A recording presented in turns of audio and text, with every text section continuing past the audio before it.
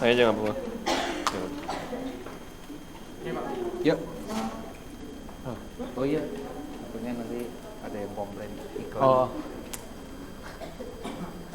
Sponsor. Berarti sponsor kita Oli, Pak. Jangan. Oli. Apalagi di media digital. Oke. Oke, langsung mulai aja. Ya. Oke. Ya, shalom semuanya. Oke, hari ini kita akan membahas tentang etika dan juga pemikiran tentang Aristoteles, dan untuk podcast kali ini kita akan kasih beri judul Durhaka. Diskusi untuk remaja haus akan etika. Jadi apa? Kita ini sebagai orang yang berpendidikan atau orang Kristen, sama seperti pemikiran atau yang tertulis di buku metafisikanya oleh Aristoteles, bahwa manusia itu kodratnya itu memang harus ingin tahu. Jadi kita sebagai orang yang berpendidikan harus selalu ingin tahu, karena itu menjadi perkembangan untuk diri kita juga, dan untuk menjadi pembangunan diri kita juga. Jadi mungkin hari ini saya akan mulai dengan Aristoteles. Mungkin kita semua tahu Aristoteles adalah seorang filsuf yang sangat hebat. Dia merupakan murid dari seseorang yang hebat dan juga guru dari seseorang yang hebat. Dan dia menjadi bapak pengetahuan, karena banyak sekali pengetahuan yang ditemukan, baik itu seperti biologi, metafisika, fisika, logika, dan segala macamnya. Jadi mungkin saya juga ingin bertanya, kalau menurut Bapak sendiri, gambaran Bapak tentang seorang filsuf yang sangat hebat ini gimana? Baik, terima kasih. Tadi sudah dibuka dengan dua hal menarik ya. Yang pertama, durhaka ya. Waktu sebut kata durhaka, saya ingat cerita Malin Kundang. Saya tidak tahu apakah Malin Kundang itu sebagai cerita fakta yang pernah terjadi di masyarakat Minangkabau ya, tetapi itu dianggap sebagai sebuah legenda yang punya kekuatan sosiologis untuk mengajarkan kepada anak-anak, terutama kepada ibu ya, bahwa tidak boleh durhaka, apalagi ketika kita sudah dalam puncak kesuksesan. Karena orang kadang-kadang tergiur untuk mendiskualifikasi masa lalu ketika dia sudah mendapatkan posisi nyaman. Seolah-olah masa lalunya itu dianggapnya dia jijik dengan masa lalunya, dan kemudian termasuk kalau dalam cerita Malin Kundang kan akhirnya tidak mengakui ibunya gitu ya, dan dikutuk menjadi batu. Apakah cerita itu benar? Ya, itu terlepas dari soal benar atau salahnya ya. Kita tidak berkompetensi untuk menilai itu benar atau salah, tapi yang kompetensi kita adalah di situ ada ajaran yang berkaitan dengan etika juga, moralitas ya. Bagaimana menghargai orang tua. Lalu yang kedua tadi disebutkan curiosity behavior. Saya kira itu adalah natur semua manusia ya. Manusia itu kan punya rasa ingin tahu. Keponya itu tinggi. Tapi kepo di sini yang dimaksudkan Aristoteles bukan kepo dalam artian kita mau tahu urusan orang lain. Kalau keponya kita kan, kita kepengen tahu urusan orang. Ngapain sih orang kayak gini-gini kan? Kalau yang dimaksudkan dengan keponya Aristoteles itu adalah kepo dalam artian bahwa itu yang mendorong manusia akhirnya mencari sesuatu yang bisa membantu manusia juga keluar dari jebakan yang disebut dengan mitos. Jadi rasa ingin tahu. Bukankah belajar juga sebenarnya adalah pemenuhan dari rasa ingin tahu sebenarnya? Nah, itu kan prinsip dasarnya di situ. Saya kira itu dulu yang bisa saya sampaikan. Oh ya, sorry. Terkait dengan kebesaran seorang Aristoteles, saya kira kita harus sepakat ya, bahwa kalau misalnya Anda membaca dan menonton beberapa literatur yang disampaikan oleh para pakar sejarah, termasuk oleh seorang Romo Setio Wibowo, beliau ahli khusus filsafat Yunani ya, beliau paham beberapa bahasa, dan beliau seorang Romo ya, beliau mengatakan bahwa di abad pertengahan itu, di abad pertengahan selama kurang lebih mungkin hampir 1000 tahun, itu filsafat yang dipakai di abad pertengahan di gereja-gereja itu kebanyakan dari Aristoteles sebenarnya, pendekatan Aristoteles. Maka kemudian muncul gerakan Renaissance yang mencoba ingin mengembalikan semangat kebudayaan Romawi dan Yunani, termasuk di dalamnya adalah semangat berpikirnya Plato sebenarnya. Karena tenggelam dengan pemikirannya Aristoteles yang agak rigid, dan kalau boleh dibilang rigid dan agak menjenuhkan kalau belajar Aristoteles itu sebenarnya. Terlalu teknis. Kalau Anda misalnya lihat di penjelasan Aristoteles itu bahasanya teknis sekali. Beda dengan kalau kita baca Plato. Plato itu punya relevansi kepada dunia kekristenan karena dia bicara tentang dunia idea. Terus kemudian bicara tentang makhluk di dunia itu, kita itu sementara, yang asli di dunia sana. Itu ada punya kedekatan. Jadi menjadi kita lebih menarik. Kalau Aristoteles memang agak sedikit rigid dan kemudian kaku, itu yang membuat kemudian di abad pertengahan terpengaruh dengan pemikiran-pemikiran Aristoteles. Tapi kita harus bersyukur juga bahwa ternyata dengan Aristoteles di abad pertengahan itu para filsuf dan para teolog sampai menemukan, katakanlah nanti yang kita pelajari di beberapa pertemuan berikutnya, Thomas Aquinas sampai mengeluarkan buku yang sungguh fenomenal ya, namanya Summa Theologiae. Summa itu kan tertinggi. Summa kalau Anda tahu misalnya Anda dari semester 1 sampai semester 8 nilainya A terus nih ya, Anda dapat IPK-nya 4, itu namanya summa cum laude. Ya, tapi kalau misalnya Anda hanya dapatnya 3,79 atau 3, berapa tidak sampai 4, Anda masuknya cum laude. Ya, Anda masuk kategori cum laude. Tapi kalau sudah 4 sempurna dari semester 1 sampai semester 4 disebut summa cum laude. Nah, Summa Theologi berarti adalah buku yang paling paripurna dan dia berada pada puncak. Dan itu adalah Thomas Aquinas mencoba untuk mendamaikan antara kebenaran akali dengan kebenaran wahyu, mempertemukan antara dimensi religiusitas dengan dimensi ilmu pengetahuan. Maka di abad pertengahan itu muncul seperti misalnya skolastisisme dan muncul perkembangan universitas yang lebih modern setelah masa dari Aristoteles. Saya kira itu mungkin yang bisa sedikit menjadi pengantar. Saya berharap siapa tahu nanti Anda dalam menjadi Aristoteles di masa kekinian yang bisa melahirkan pengetahuan-pengetahuan yang bisa memberkati banyak orang. Ya, begitu kira-kira. Ya. Jadi memang Aristoteles merupakan figur yang sangat besar, mungkin juga dari bukunya Nicomachean Ethics juga merupakan salah satu pegangan juga bagi banyak orang sebagai pengetahuan dan batasan juga segala macamnya. Dan sekarang mungkin saya akan lanjut ke dalam etika. Jadi mungkin kalau etika itu kan berasal dari kata ethos dalam bahasa Yunani yang berarti watak, adat atau ya sila seperti itu. Jadi mungkin kalau etika sendiri, etika merupakan sesuatu yang sudah disetujui baik itu dari individu ataupun kelompok untuk hal yang baik dan maupun untuk hal yang baik ataupun yang benar gitu kan. Dan juga sebenarnya etika ini merupakan hal yang mungkin bisa dibilang harus diajarkan dari sejak dini. Tetapi sebenarnya apakah sebenarnya etika itu bisa berubah dikarenakan mungkin kondisi sekitaran ataupun mungkin karena lingkungan pada saat individu ini sudah menjadi dewasa gitu, apakah bisa menjadi berpengaruh? Oke, mungkin ke saya nanti ke David untuk yang ke relevansi ke generasi muda. Begini, kita harus bedakan dulu etika dengan moral ya. Ada buku yang menyamakan antara etika dengan moral. Ya, ada buku yang menyamakan etika dengan moral.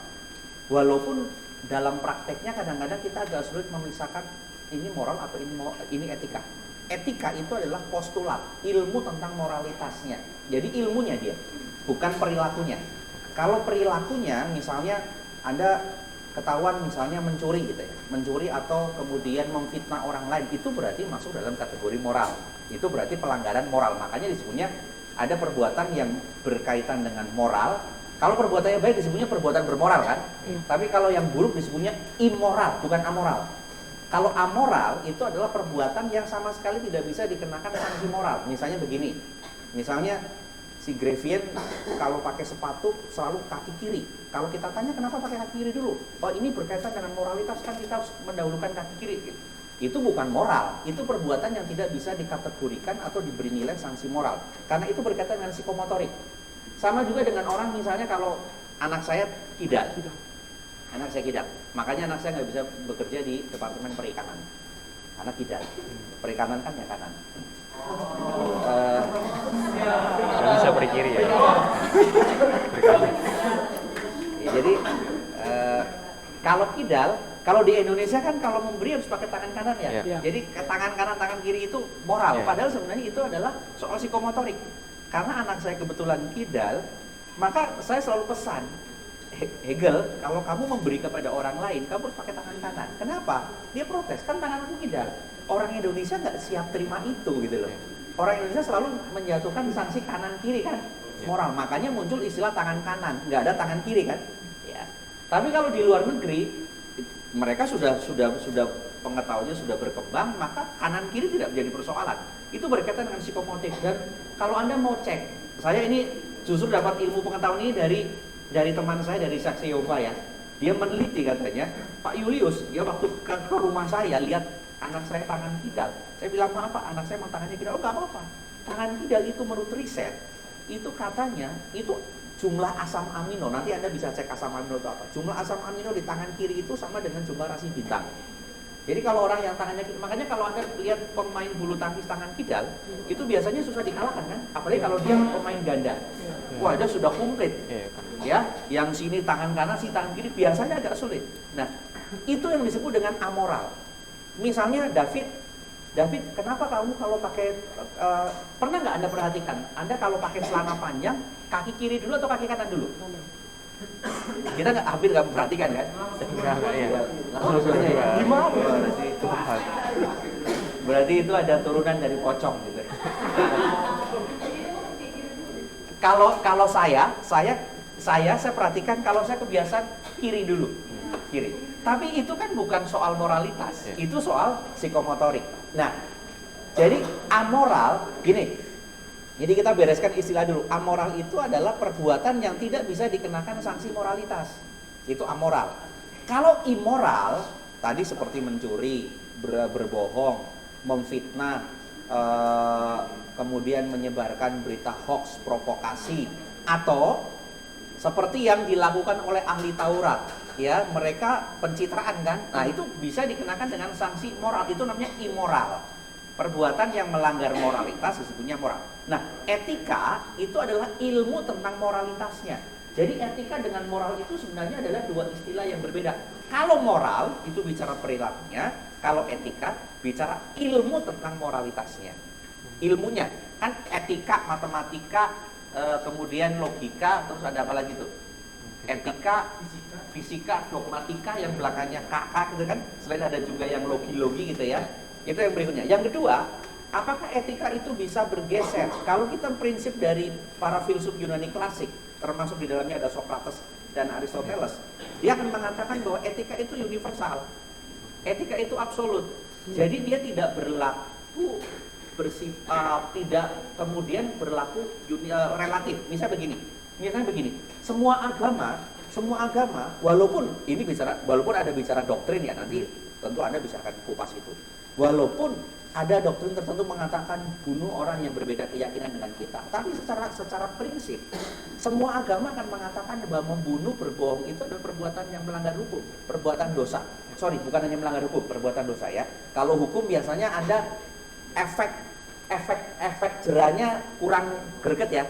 Kalau misalnya Anda langgar lampu merah, langgar hukum dong, biarin langgar hukum. Tapi kalau Anda bilang Anda langgar lampu merah, Anda dosa loh. Kata dosa itu seolah-olah punya bobot yang lebih menakutkan ketimbang kita sekedar melanggar hukum. Bisa dipahami ya? Jadi etika itu tidak berlaku relatif atau tidak berlaku situasional. Walaupun nanti kalau Anda belajar etika, ada namanya etika situasional.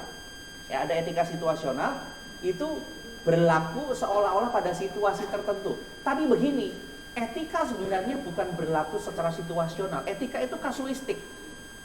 Nah, makanya bukunya Etika Nikomakeian itu sebenarnya adalah buku yang ditulis oleh Aristoteles yang ditujukan untuk anaknya bernama Nikomakeian. Jadi pesan orang tua kepada anaknya, nih kamu harus seperti ini nanti dalam hidup dan seperti ini dilakukan. Nah, kira-kira begitu.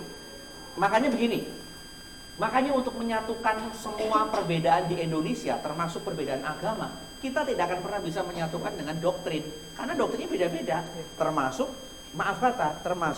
denominasi yang sama, GBI tidak bisa disatukan dengan doktrin yang sama. Yang bisa kita satukan adalah kita membangun kerangka etik yang bersifat plural. Etiknya plural. Makanya kalau kita diskusi dengan tokoh-tokoh agama yang lain, kita tidak akan bisa masuk ke dalam doktrinnya, karena itu pasti akan berantem. Yang bisa kita masuk adalah pada etikanya. Contoh misalnya begini, Bicara kemiskinan, bagaimana orang Kristen memandang kemiskinan, bagaimana orang Muslim memandang kemiskinan, orang Hindu memandang kemiskinan, orang Buddhis, lalu kemudian Konghucu dan Katolik memandang kemiskinan. Nah, itu bisa kita cari titik temunya. Tapi kalau kita bicara apa doktrinnya orang Kristen tentang Yesus, kalau orang Kristen dengan orang Katolik pasti sama. Tapi apa doktrinnya orang Muslim tentang Yesus pasti beda. Ya, makanya kerangka etik plural itu adalah jalan jembatan yang bisa sebenarnya merekatkan kita dengan perbedaan-perbedaan. Karena di situ kita menjadi sama pada kerangka etik pluralnya. Makanya Pancasila itu adalah kerangka etik pluralnya masyarakat Indonesia. Kalau kita bicara digeser etikanya Aristoteles diaplikasikan ke dalam etika di masa kini. Kira-kira begitu.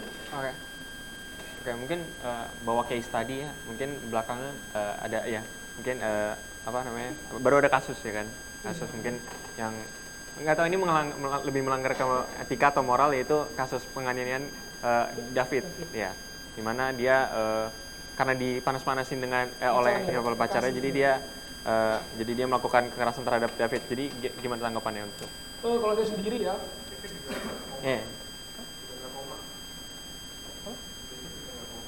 oh iya, udah sadar David bingung.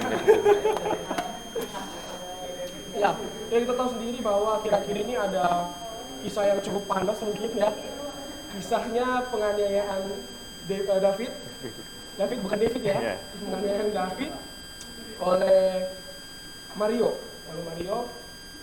di mana kita mungkin sudah cukup tahu ceritanya bahwa pemicu dari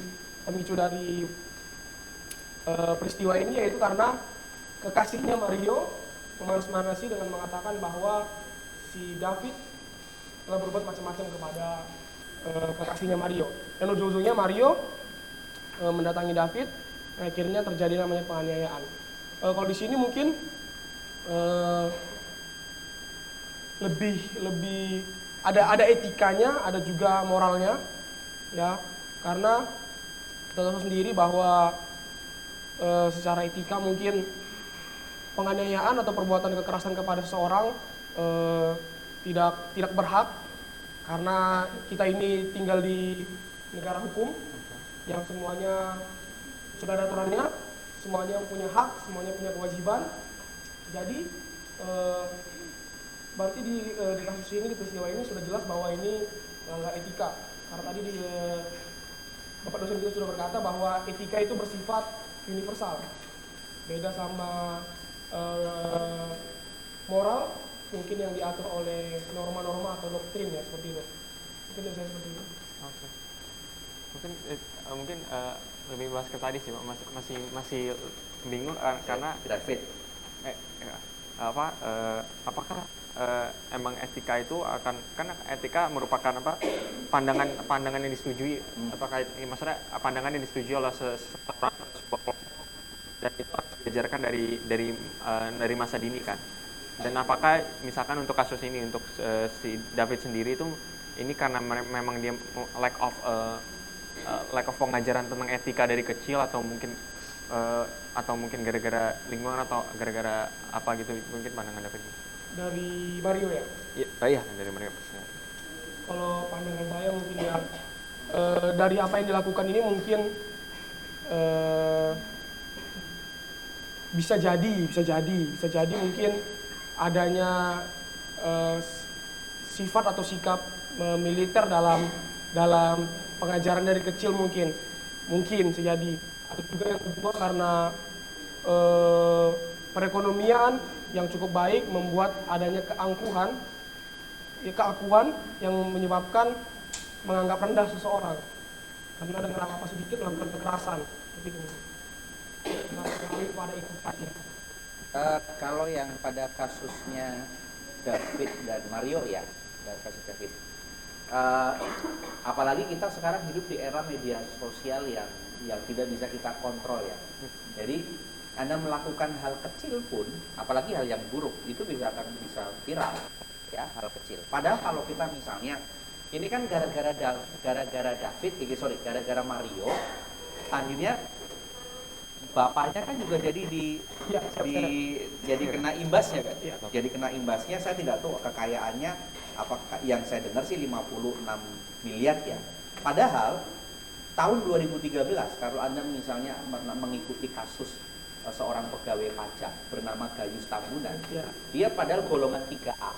Golongan 3A ya. Kalau si Rafael Alun kan eselon ya, eselon 2 kalau tidak salah. Eselon kan berarti sudah di atasnya golongan. Sudah di atas golongan 3. Kalau katakanlah kalau pegawai negeri itu golongan tertinggi, kalau golongan bicara golongannya golongan 4. 4-nya 4A, 4B, 4C, 4D. Tapi kalau sudah melewati itu berarti eselon 3. Dari eselon 3 baru di atasnya eselon 3, eselon 2. Di atasnya eselon 2 baru eselon 1. Dirjen itu kalau tidak salah masuknya level eselon 1. Nah, kalau Rafael Alun itu kan di eselon 2, sementara Gayus Tambunan itu kan golongan 3, 3A. Korupsinya di tahun 2013 Gayus Tambunan itu 73 miliar rupiah. Kalau dibandingkan dengan 56 dikurskan di sekarang, 73 miliar zaman dulu itu lebih besar. Jadi kalau dikurskan sekarang mungkin nilainya setara dengan 100 miliar lebih ya. Tapi kenapa sekarang lebih booming dibanding zaman dulu? Karena sekarang kekuatan media sosial juga besar sekali. Nah, makanya kita pun harus bisa mengerem diri kita baik-baik ya. Karena kalau kita salah langkah, media sudah terlanjur dipublikasikan, kita akan sulit untuk menarik itu. Walaupun misalnya begini, walaupun kita berusaha untuk membuat katakanlah counter terhadap berita yang sudah beredar di luar, ya masyarakat kita akan cenderung mempercayai pada berita yang sensasional. Ini yang disebut dengan era post-truth.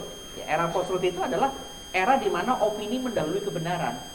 Nah, kalau opini sudah mendahului kebenaran, maka etika agak sulit untuk mengontrol itu. Nah, makanya etika itu harusnya menjadi prafaktum. Sebelum ada fakta, dia harusnya dilibatkan dulu. Hanya di Indonesia, etika itu menjadi post factum. Misalnya begini, post factum itu artinya post itu kan sesudah, faktum itu sesudah fakta. Kalau ada orang bicara program, jalankan dulu nanti, tapi pertimbangan kemanusiaan bagaimana?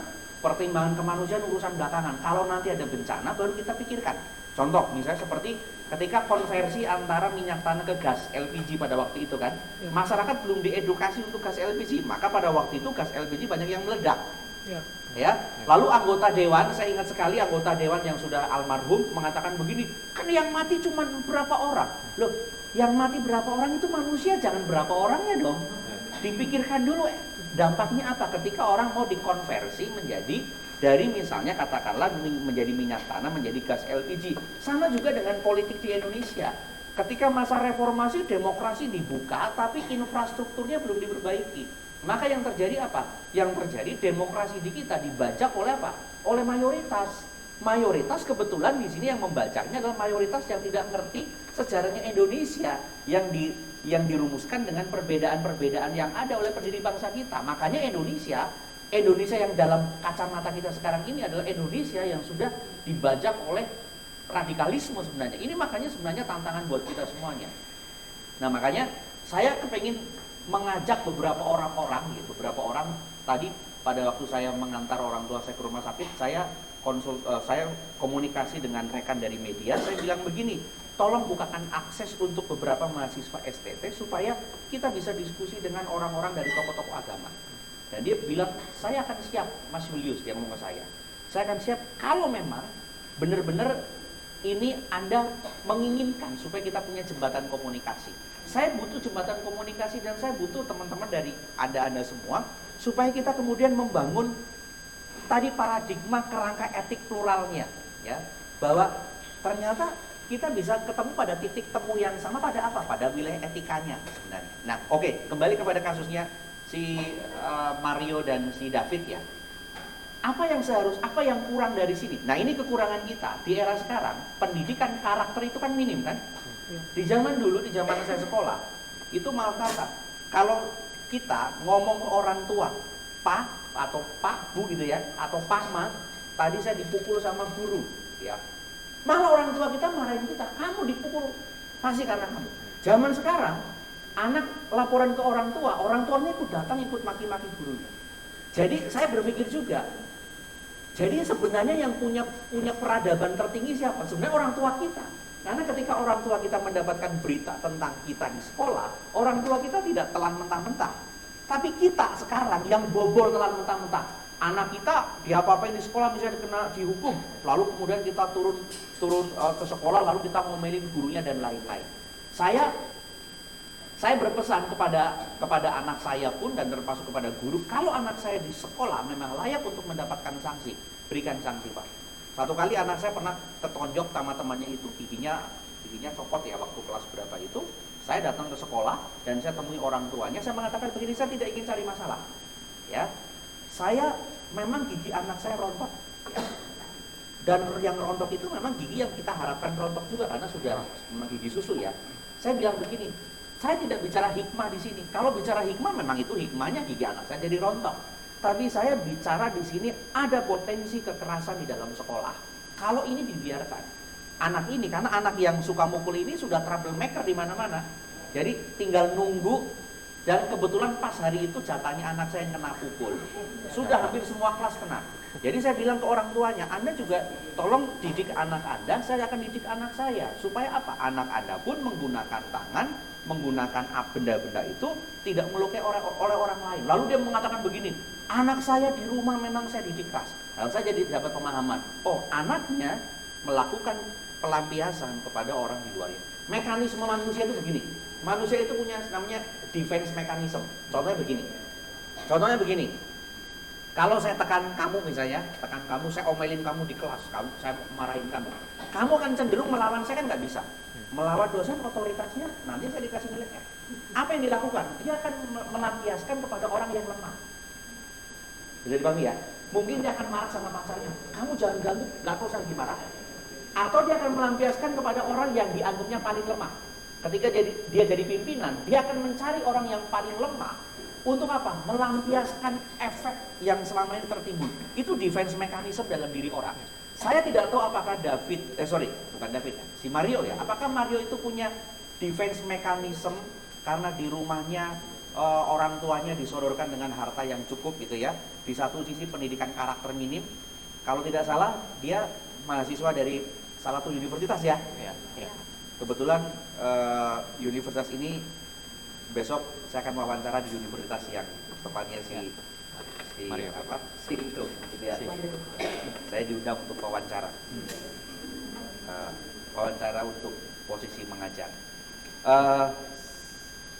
Tadi kembali ke ke Mario. Barangkali si Mario ini satu, dia di rumah disodorkan dengan duit selalu dicukupi. Mungkin dari sisi lifestyle dia tercukupi. Gua anaknya orang kaya. Tapi barangkali dari sisi psikologis dia ada yang kurang. Nah, makanya kemudian melampiaskan energi negatif yang dia miliki itu juga dengan cara yang destruktif. Dipancing oleh pacarnya, itu pacar saya si David seperti ini. Ayo dong, arogansi orang tuanya, pekerjaan orang tuanya, kekayaan orang tuanya melekat pada dirinya dan kemudian dia ingin menunjukkan bahwa dia adalah sosok cowok yang maco gitu kan, sosok cowok yang bertanggung jawab pada pacarnya, lalu melakukan tindakan-tindakan yang anarkis. Nah ini gini, etika harusnya diturunkan menjadi apa? Etika kan tadi ilmu tentang moralitasnya ya, diturunkannya dalam apa? Pendidikan moral. Pendidikan moral itu implementasi bagaimana? Dengan pendidikan karakter. Nah kita ini jarang pendidikan karakter sekarang. Saya tidak tahu apakah IKRES itu nanti akan diarahkan kepada menjadi pendidikan karakter, apakah kemudian akan diarahkan menjadi value. Kalau menjadi value, bagaimana implementasi value itu? Karena implementasi value itu yang paling utama bukan diajarkan, tapi diteladankan. Ya kan? Kalau Anda diajarkan misalnya dalam seminar ini connected, ini kemudian humility, kemudian ini trustworthy, diajarkan, hanya berhenti pada apa? Berhenti pada knowledge moral. Bukan berhenti menjadi action moral. Tapi kalau diteladankan, misalnya begini, misalnya nih humility kan, integrity. Lalu kemudian dosennya juga misalnya kalau ketemu dengan Anda disapa misalnya, selamat siang Pak, selamat siang Bu, selamat siang Nak gitu ya. Tidak kemudian seperti siapa kamu ya? Lihatin dari atas ke bawah gitu ya. Jangan-jangan kamu atasnya pakai celana, bawahnya pakai baju, kebalik gitu ya. Kalau begitu, moralitas hanya sebatas kepada slogan, tidak menjadi sebuah aksi bersama. Kira-kira begitu. Ini penjelasannya banyakan dari saya. Tapi nanti dibantu edit ya. Kita di crop bagian-bagian terpenting itu nanti bisa jadi identitas dan bisa menjadi karya dari kelas kita.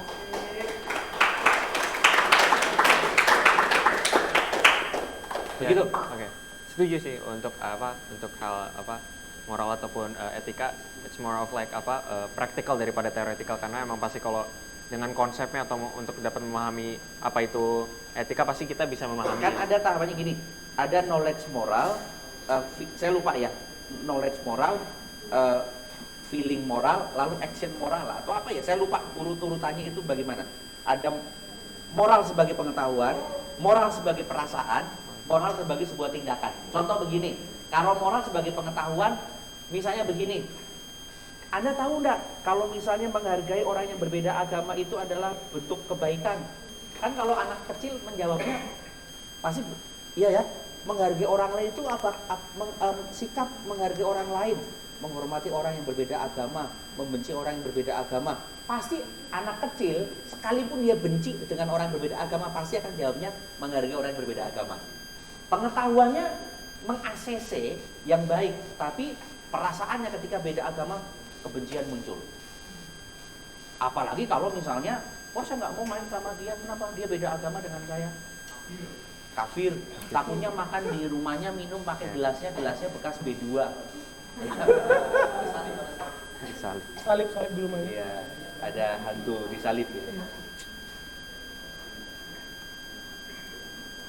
Ya mungkin juga bertanya untuk David untuk moral dan etika mungkin seperti tadi udah disampaikan juga, kalau mungkin karena sekarang adanya sosial media itu apa sekarang diumbar sangat mudah, dan tapi juga kayak image orang-orang sekarang juga kayak nggak beretika dan nggak bermoral, dan apakah itu mungkin gara-gara memang karena sosial media yang sangat mudah mengumbarkan perilaku orang, atau memang karena juga kurangnya kedisiplinan atau mungkin pengajaran tentang karakter sendiri itu sendiri. Jadi pandangan David untuk masa ini mungkin kan kalau dulu ada pengajaran tentang Aristoteles di mana itu juga menjadi suatu pegangan bahwa etika itu manusia itu harus beretika karena manusia itu adalah makhluk yang berbeda dengan makhluk yang lain karena mereka mempunyai adab gitu. Dan jadi pandangan David gimana, apakah karena memang untuk saat-saat kalau ditarik ke masa-masa sekarang ini lebih karena memang kita jadi lebih melihat banyak orang yang melanggar etika gara-gara ada social media yang bisa membantu mengekspos, atau memang karena kurangnya ada action ataupun pengajaran karakter seperti itu? Oke. Di masa saat ini kita masuk ke etika kontemporer ya, masuk dalam etika dalam bermedia sosial mungkin. Tanpa dipungkiri bahwa jikalau kita di dalam dunia nyata seperti ini, melalui dunia nyata kita sudah memiliki etika atau moral dalam hidup, itu akan menjadi otomatis saat kita masuk dalam dunia maya atau sosial media, itu bakal berpengaruh juga. Apa yang kita lakukan dalam dunia nyata malah akan terbawa dalam dunia maya. Jadi kalau dalam dunia nyata kita sudah diberikan asupan tentang apa itu etika, terlebih khusus apa itu moral, karena moral sendiri kan aturan-aturan atau norma-norma yang ada di lingkungan sekitar kita yang pasti akan mempengaruhi kita, mulai dari cara sopan berkata-kata, mulai dari berperilaku. Jadi itu sangat berpengaruh dalam kita cakap dalam bersosial media ya. Karena kebanyakan saat ini mungkin sosial media dilakukan mungkin tidak untuk yang hal-hal yang bisa dibilang bukan cuman dalam hal-hal berkata-kata kasar atau dalam melanggar moral dalam sosial media, tapi juga sosial media orang banyak yang berlaku kayak seperti ajang-ajang tempat dia untuk sombong, ajang-ajang tempat dia untuk memamerkan. Karena kita kembali lagi ke kasusnya Mario yang menyebabkan orang tuanya keseret itu dikarenakan penggunaan sosial media untuk memamerkan Rubiconnya, gitu ya, memamerkan Rubiconnya yang menyebabkan orang tuanya jadi keseret-seret. Nah, itu juga salah satu ketidaksakapan dalam sosial media. Bukan kita membela dia untuk melakukan hal yang hal yang tidak baik untuk orang tuanya, tapi bersyukur juga karena dengan media kita bisa menjangkau lebih luas seperti yang Bapak bilang tadi tentang kasus Rais Tambunan itu lebih besar kasusnya. Karena tadi apa? Untuk saat itu media yang bergerak hanya media stasiun televisi. Ya, tapi sekarang masuk kasusnya Mario ini beserta orang tuanya itu sudah masuk ke era digital yang semua serba rata-rata digital. Ya, dalam sekali upload video atau upload foto maka cepat boomingnya, apalagi itu melanggar etika atau norma yang ada di lingkungan kita. Mungkin seperti itu. Ya kalau di era Gayus Tambunan kan waktu itu media sosial belum se-booming sekarang ya, masih media mainstream. Kalau tidak salah Gayus Tambunan kan sudah di penjara, dia bisa nonton tenis. Ya nyamar ya pakai wig gitu ya. Saya lupa ketahuannya sama wartawan Kompas atau apa, dia ke foto, ternyata itu Gayus Tambunan. Padahal lagi di penjara, dia bisa sogok petugas di lapas itu untuk dia bisa nonton. Atau dulu Arifinto salah satu dari partai PKS yang di DPR ya, yang lagi rapat, padahal PKS, ini partai PKS ya, partai PKS sedang mengusulkan membahas tentang undang-undang anti pornografi, pornografi, dia lagi nonton video porno. Si Arifintonya padahal dia partai yang mengusulkan tentang pembahasan undang-undang anti pornografi, pornografi, gitu kan? Ini namanya pencitraan. Kelihatannya moralnya kami mendukung anti pornografi. Dia lagi rapat membahas tentang undang-undang anti pornografi, dia lagi nonton. Katanya apa? Katanya ada orang kirim link ke emailnya dia buka. Bukannya dia rapat ya, dengerin malah dia nonton video porno gitu ya. Akhirnya baru ketahuan dan lain-lain. Terus ya itu sudah jadi rahasia umum ya, termasuk maaf kata dulu Menteri Komunikasi kita di eranya SBY itu juga dari PKS juga gitu ya. Makanya saya kadang-kadang sering tanggapi beliau juga di Twitter itu untuk ngingatin bahwa dulu Anda pernah jadi member dari video porno, situs porno. Saya tidak tahu dia diwawancara sama Mata Najwa, kenapa Anda sampai jadi member? Katanya nggak sengaja keklik. Loh, kalau begitu harusnya yang nonton dan seleksi kan bukan menterinya dong, petugasnya kan, karyawannya, stafnya. Lagian dia ngapain nontonin video porno? Dia klik. Tapi sekarang dia ditampil di media kelihatannya orang yang alim dan lain-lain. Jadi memang ini defisit moralitas orang-orang Indonesia termasuk para pejabatnya. Akhirnya apa yang terjadi apa? Yang terjadi dekadensi moralitas. Makanya tadi saya katakan etika menjadi penting. Maka di dalam ilmu politik ada namanya etika politik, di dalam bisnis ada namanya etika bisnis. Di dalam teologi itu sudah pasti, karena teologi kan bicara tentang bagaimana kita menunjukkan perilaku sebagai manusia yang bertuhan. Harusnya kan lebih baik moralitasnya kan. Nah kalau di zaman saya dulu kuliah etika sampai 4. Saya tidak tahu untuk di era sekarang etika sampai berapa. Dulu di zaman saya kuliah itu kalau tidak salah semester 3 sudah dapat etika 1, semester 4 etika 2, semester 5 6, etika 1 2 3, dogmatika 1 2 3 4. Pada waktu zaman saya kuliah di tempat ini. Waktu itu kelasnya di situ yang sekarang jadi tempat chapel. Karena kelasnya banyak, jadi nggak muat. Kadang-kadang di situ, kadang-kadang kami yang sekarang jadi perpustakaan. Kami bahas kenapa? Karena itu penting. Apalagi kita menyebut diri kita sebagai orang yang bertuhan.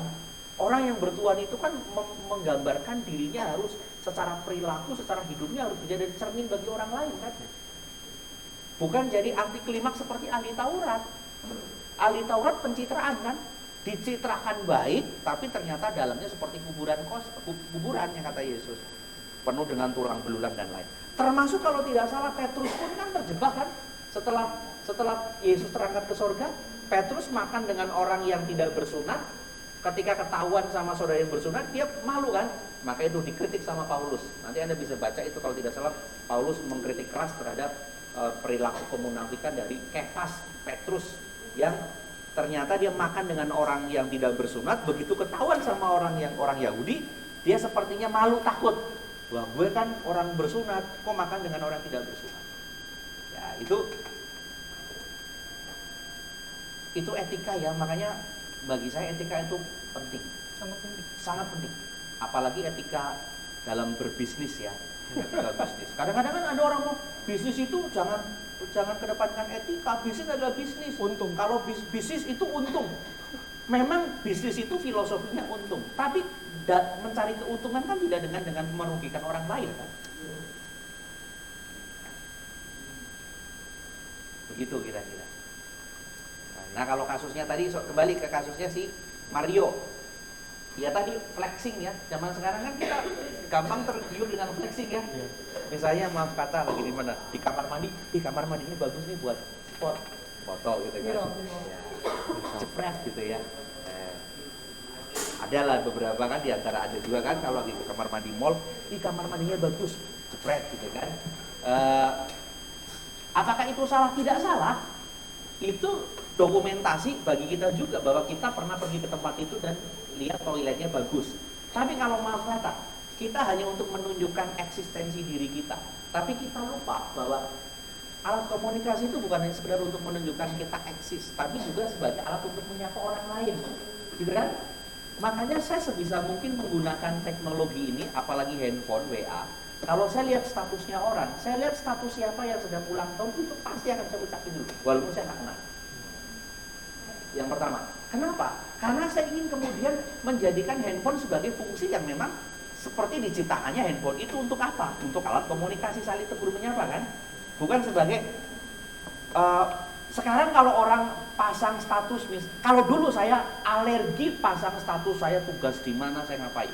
Tapi sekarang istri saya dorong, kamu harus pasang. Ya. Kenapa? Saya nggak mau.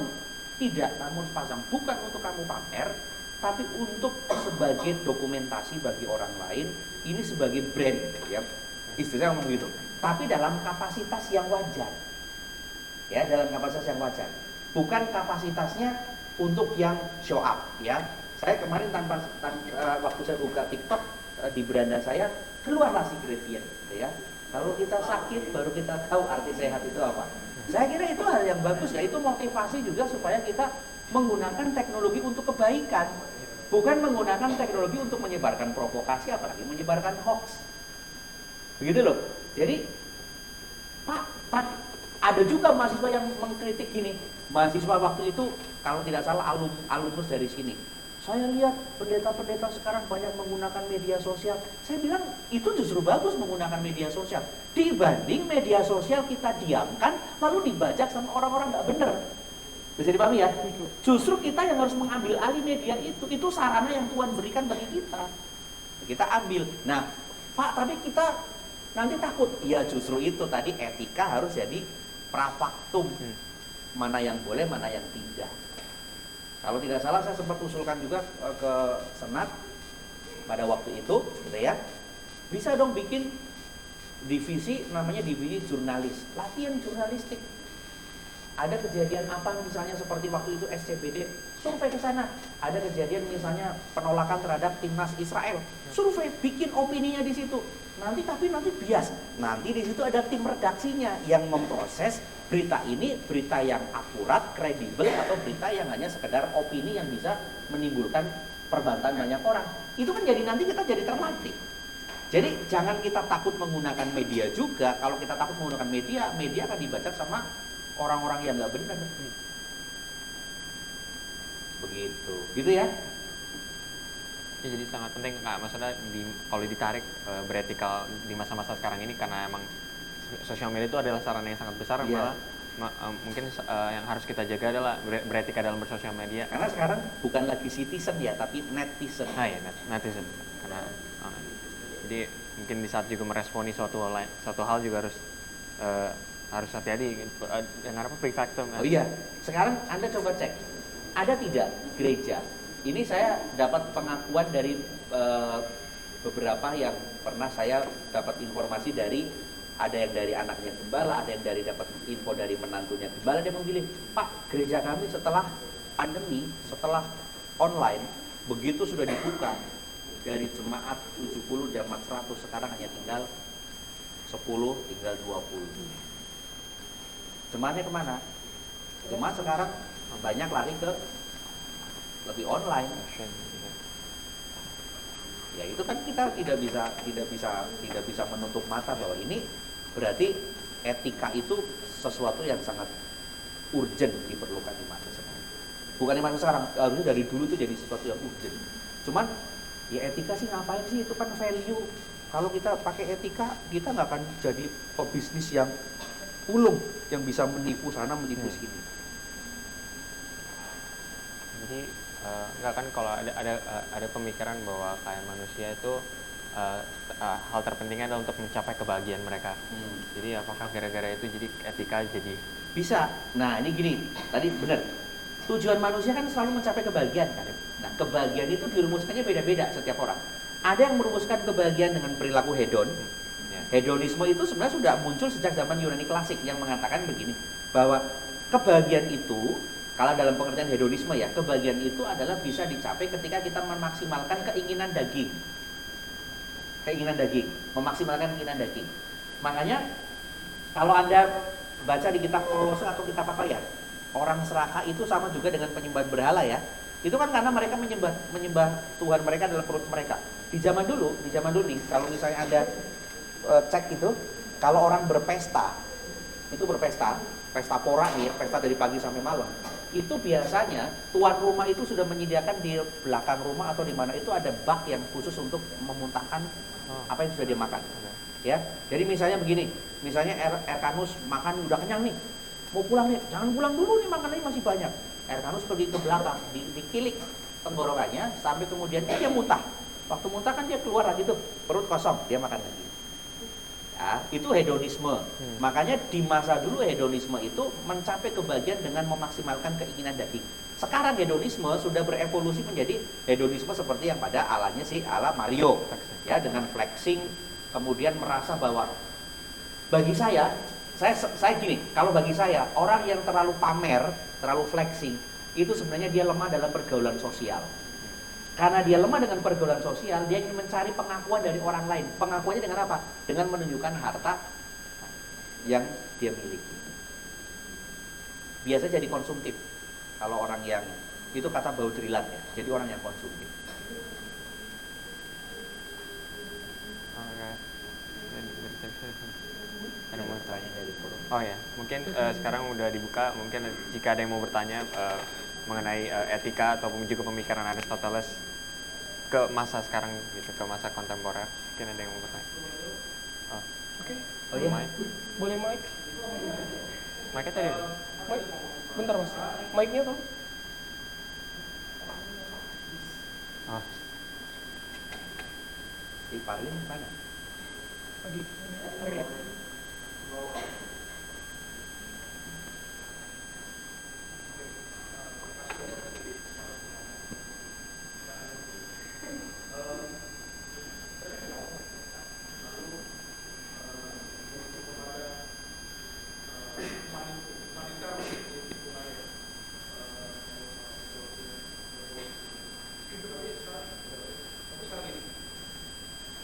Kalau misalnya kita, asumsikan saya seorang pelukis. Sebagaimana saya pelukis, berarti apa yang saya lakukan seharusnya adalah melukis dan menghasilkan karya lukisan. Apa yang saya lakukan di belakang ataupun setelah itu tidak jadi masalah dong seharusnya. Seperti komedian juga. Kalau misalnya saya adalah seorang komedian, komedi saya, saya berkewajiban sebagai komedian, mengeluarkan komedi. Etika saya secara berkomedi dan segala macam buat seharusnya tidak menjadi masalah dong ketika saya melakukan pekerjaan saya dengan benar gitu. Jadi apakah boleh seperti itu atau tetap harus ada etika? Soalnya secara umum saya ngeliat etika cuma sebagai alam bawah sadar, tekanan dari orang-orang yang udah meninggal aja gitu, kayak oh kamu nggak boleh gini, kamu nggak boleh gitu, tradisinya seperti ini, tradisinya seperti itu dan segala macam. Tapi pada kenyataannya ya kalau misalnya saya seorang pelukis, saya cukup mengeluarkan lukisan, hasil karya lukisan saya tok udah, dan saya tidak perlu memikirkan dan orang nggak perlu tahu juga dan kayak saya tidur dengan siapa, saya melakukan apa, saya melukis itu dengan substance apa, sehingga buat saya dengan apa yang tadi dijabarkan soal etika juga menurut saya agak nggak valid gitu. Atau menurut bapak-bapak bertiga ini harusnya bagaimana? saya ini gitu. Misalkan asumsikan saya seperti tadi gitu. Orang pelukis yang melukis menghasilkan lukisan sudah selesai, etika saya tidak perlu diperhatikan ataupun tidak valid di hadapan masyarakat luas. Kira-kira gitu gimana? Ya, oke, terima kasih. Pekerjaan yang paling enak itu adalah pelukis ya, karena habis peluk langsung kiss. Habis itu ya udah, bye bye gitu dah gitu. Anda menjebak ya. Kok tahu ya? Pernah juga kalian. Ayo lanjut gimana? Ayo, oke. Udah. Sudah. Udah. Gini, pernah ada sebuah artikel yang ketika saya studi itu sempat dibahas di dalam kelas antara seni dan moralitas. Nah ya, seni dan moralitas. Apakah seorang seniman itu juga harus mengandekan pada prinsip-prinsip yang berkaitan dengan prinsip-prinsip moralitas? Kalau waktu itu artikel itu ditulis oleh dosen saya, kebetulan dosen saya itu agamanya kuat ya, agamanya kuat. Maka tulisannya akan cenderung kepada bahwa seorang seniman itu dia terikat juga dengan prinsip-prinsip yang berkaitan dengan moralitas. Moralitasnya itu moralitas yang dibahasakan dengan agama. Nah, kalau etika sebenarnya dia malah justru bagi saya itu dia di luar agama, tetapi dia moralitas yang bersifat universal karena dia tidak dikapling-kaplingkan ini moralitasnya si agama Kristen, ini moralitasnya agama Muslim, ini moralitasnya agama Hindu. Dia moralitas itu di atas dari agama, di atas. Nah, apakah seniman punya moralitas? Saya kira seniman punya moralitas dalam perspektifnya si seniman itu sendiri. Minimal dia punya solidaritas. Nah, bagaimana ketika dia berekspresi menggambarkan sebuah lukisan? Begini, kalau seniman di abad pertengahan, mereka selalu punya filosofi yang indah itu yang baik. Yang indah itu yang baik. Dan yang baik itu harus sesuai dengan standar moralitasnya agama Kristen yang ada di Eropa pada waktu itu. Maka seniman di abad pertengahan ketika membuat karya seni tidak akan pernah bisa melepaskan dari tiga unsur. Integrity, clarity, dan saya lupa satu lagi. Integrity, clarity, dan harmoni. Tiga unsur itu akan menggambarkan bahwa yang indah itu yang baik dan yang baik itu hanya Tuhan. Nah, maka ketika kita memvisualkan dalam bentuk karya seni, maka karya seninya harus memuat kepada tiga unsur itu: clarity, harmoni, dan integrity. Jadi seniman itu tidak pernah bisa lepas dari namanya penggadaian moralitas pada masa abad pertengahan. Tapi itu kemudian dikritik oleh para seniman di masa Renaissance. Kalau seperti ini, seni kita hanya terbatas kepada seni yang bernuansa agama.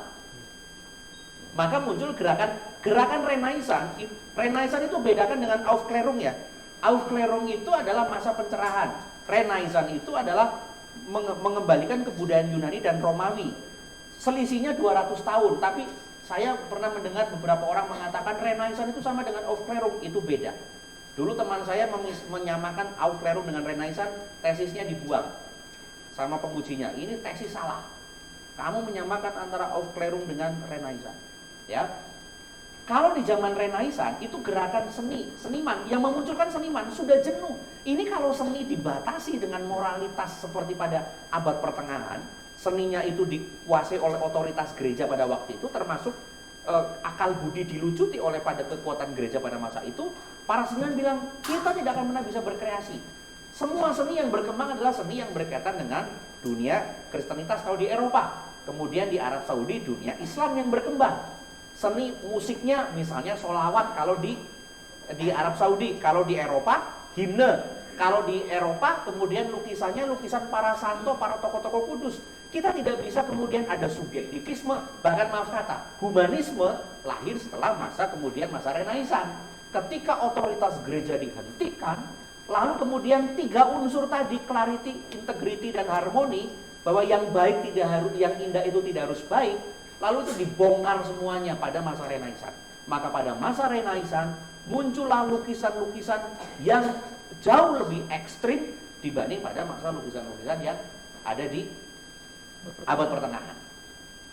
Nah, ya, saya kira nanti Anda bisa cek apakah Da Vinci ada di mana. Da Vinci tergantung pada periode mana. Dia pada lukisan yang masih terpengaruh dengan abad pertengahan, seperti The Last Supper, itu masih terpengaruh ya. Tapi ketika dia sudah melukis pada dimensi yang lain ketika masa Renaissance, dia akan lebih jauh lebih berani. Ya makanya humanisme muncul di situ. Maka setelah Renaissance konsekuensinya muncul apa? Muncul humanisme, muncul subjektivisme. Orang tidak lagi menggambar lukisan para santo, para orang-orang kudus, menggambar lukisan orang rakyat jelata. Tapi tidak bermoral, tidak masalah. Karena kalau moralitas dibahasakan dengan moralitas agama, tidak akan pernah berubah. Sekarang begini. Sekarang bagaimana mungkin kita bisa mengatakan orang mengumpulkan, maaf kata, tengkorak, tapi itu bisa disebut sebagai karya seni. Ya kan? Bagaimana mungkin Anda bisa mengumpulkan botol sampah, botol bekas yang sudah dibuang? Itu kan harusnya dibuang dari tempat sampah. Tapi ketika dijadikan sebagai sebuah karya seni, itu kan jadi estetika, keindahan.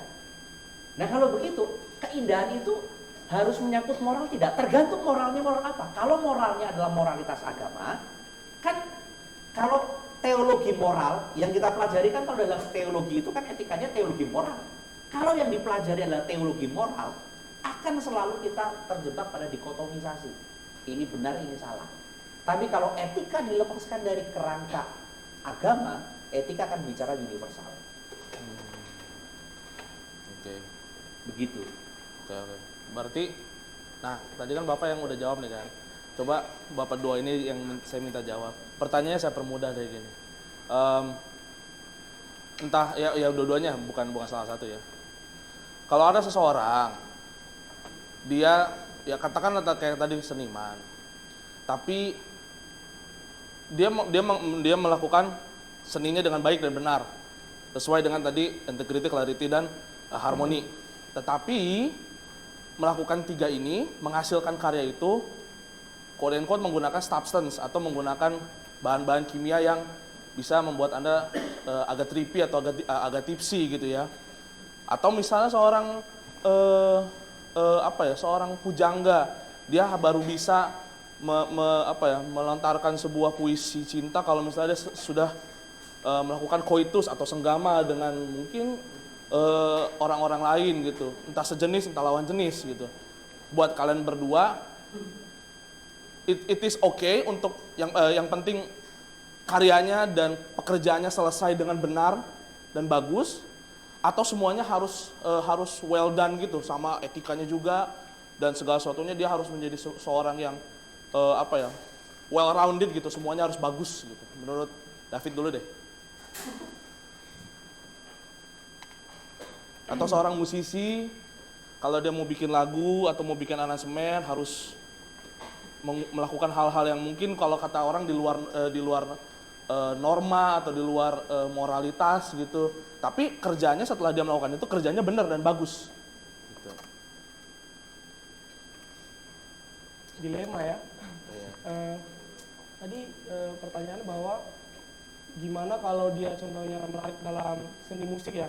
Kalau dalam seorang musisi dalam berkarya, tapi sebelum dia berkarya dia mencari inspirasi dengan hal yang orang bilang tidak bermoral, ya. Bermoral untuk dia mendapatkan inspirasi dan karya membuat karya baru. Dan karyanya bagus beneran. Karyanya bagus. Kalau menurut saya sendiri mungkin kalau ini memang cukup dilema mungkin ya. Karena etika juga sangat penting ya. Etika juga sangat penting.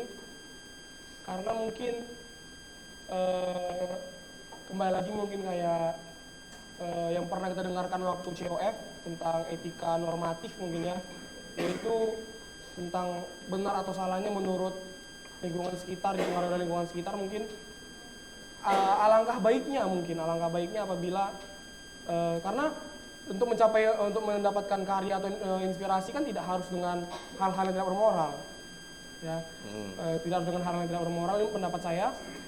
Jadi mungkin bisa dengan hal-hal lain yang bisa untuk dia lebih survive lagi melihat yang lain, karena di balik kita berkarya juga usahakan karya kita positif mungkin ya, karya kita ke arah yang positif.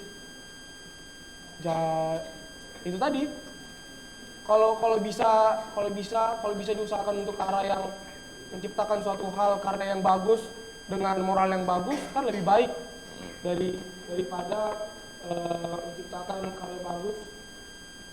Dilema juga sih, karena kembali lagi ke Itu tadi etika normatif yang dimana pendapat benar atau salah itu dipengaruhi oleh lingkungan sekitar dan norma-norma yang ada di sekeliling kita. Oke. Kalau saya sendiri, Nggak apa-apa. kalau saya sendiri ya itu, kalau ada lebih baik bahwa dengan moral yang baik untuk menciptakan karya yang lebih baik, kenapa harus pilih yang itu dia? Oke. Tepuk tangan dulu. Untuk Matthew nih, contoh ada seorang pengusaha, dia seorang broker di Wall Street mungkin kali ya, atau di Bintaro Exchange gitu kan, seorang penarak saham gitu kan. Dia melakukan pekerjaannya dengan baik, tapi dia harus menggunakan heroin untuk supaya dia tetap awake gitu atau bangun selama 8 atau sampai 12 jam ke depan gitu untuk memperhatikan digit-digit itu. Tapi dia melakukan pekerjaannya dengan benar, menafkahi keluarganya dengan baik, dia melakukan ritus-ritus agama lain juga dengan baik gitu ya, entah itu memberikan kepada yang lain-lain, pokoknya segala sesuatu baik, tapi dia harus pakai heroin untuk memboost kekuatan dia saat bekerja. Gimana tuh? Sebenarnya sama sih ya, maksudnya ngikut poin tadi harus kalau bisa it's better to be well rounded lah, maksudnya emang harus semuanya ke deliver dari nilai moral ataupun dari pekerjaan mereka, karena semua karena kan dari etika sendiri itu dinilai dari apa yang mereka lakukan, baik itu udah ngitung itu apa kelebihan dan kekurangannya kan, jadi emang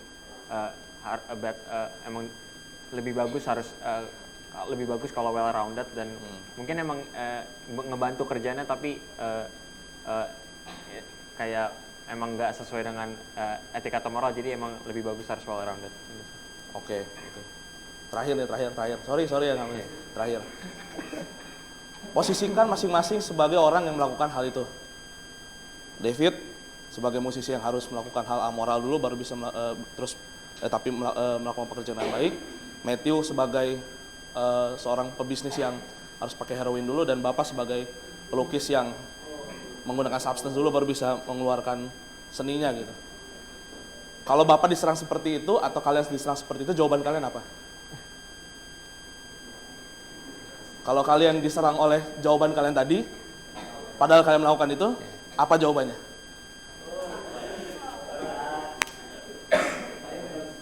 Terima kasih, selamat malam. Oke. Begini, di satu sisi ini dilematis ya.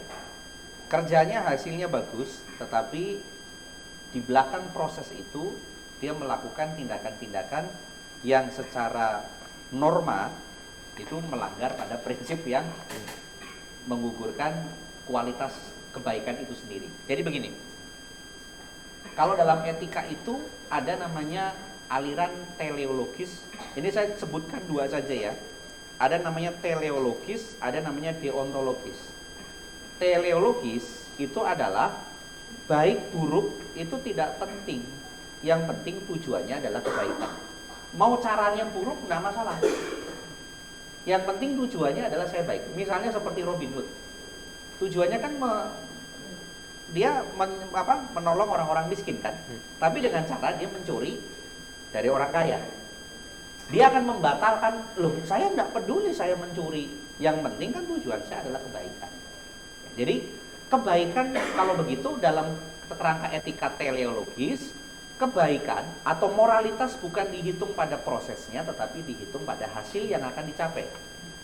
Itu adalah teleologis. Ini pun nanti masih jadi perdebatan. Tapi kalau deontologis, seperti yang digagas oleh si Immanuel Kant, deontologis itu kan dari kata deon. Deon itu wajib. Artinya begini, saya melakukan kebaikan bukan karena ini mendapatkan imbalan, tapi karena memang ini wajib saya lakukan. Contoh, misalnya begini, nemu duit di jalan. Saya waktu itu nemu duit di jalan 2.300.000 dengan dompetnya, nomor teleponnya tidak ada nomor teleponnya orang lain, saya telepon katanya nggak kenal. Ya, 2.300.000. Duitnya 100 ribuan semua.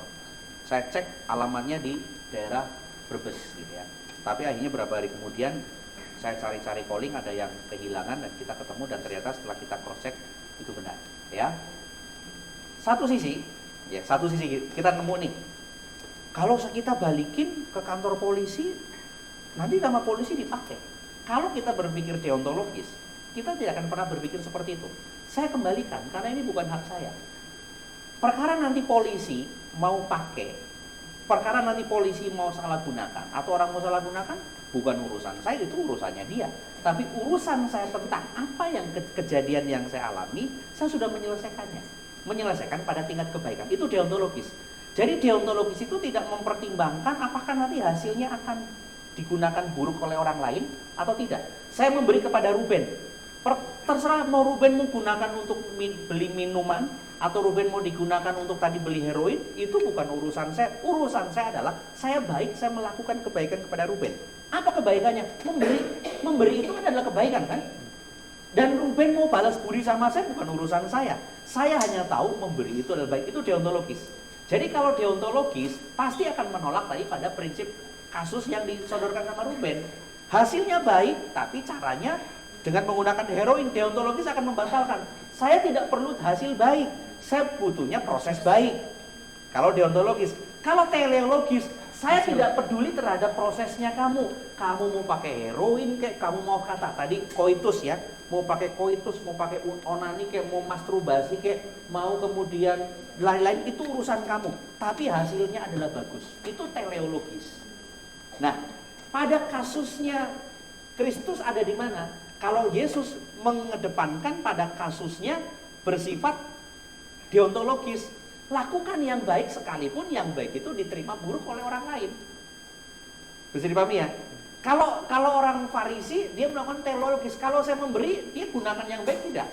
Kalau dia gunakan yang baik baru saya akan memberi, kalau tidak ya saya tidak akan memberi.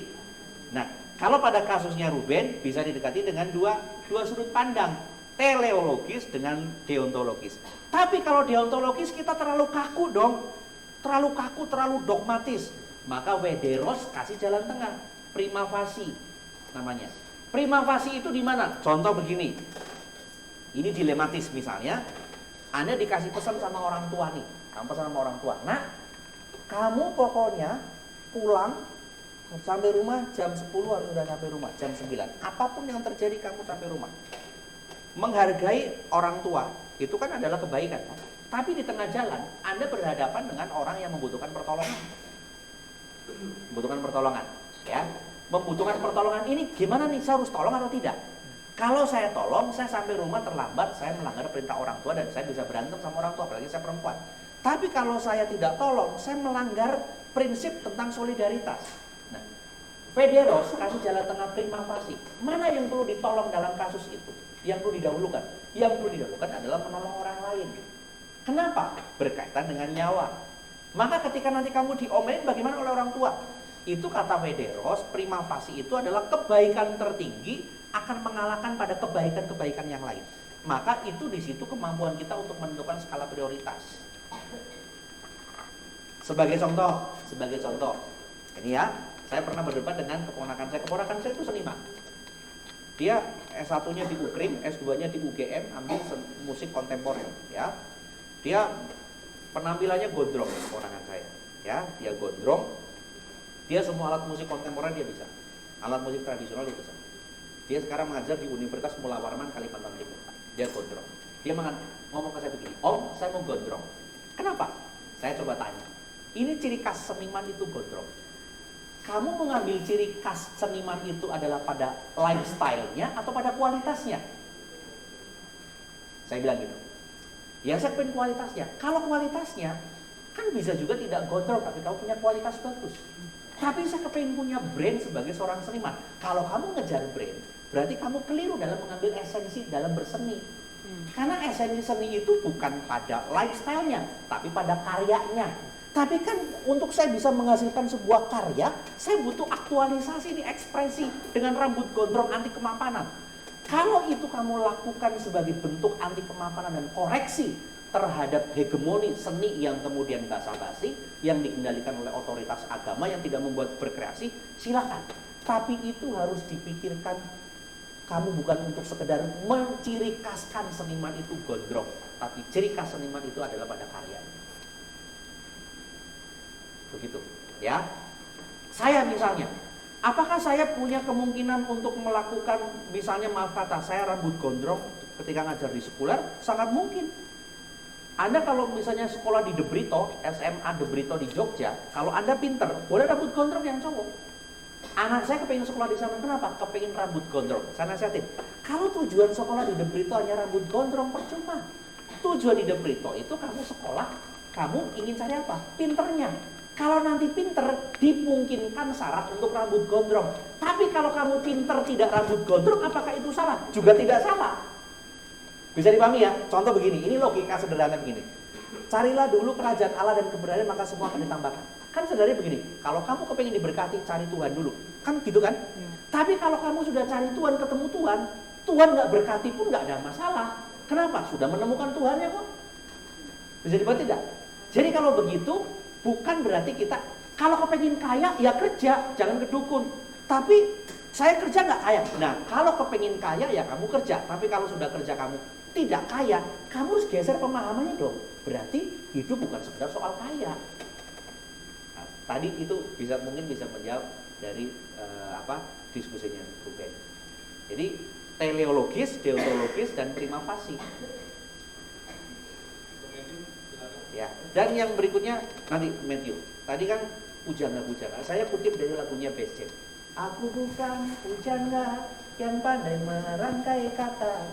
Kira lagu kayaknya Anda belum lahir lagi. Nanti bisa cari Best Jam. Aku bukan pujangga. Matthew, silakan Matthew. Ya.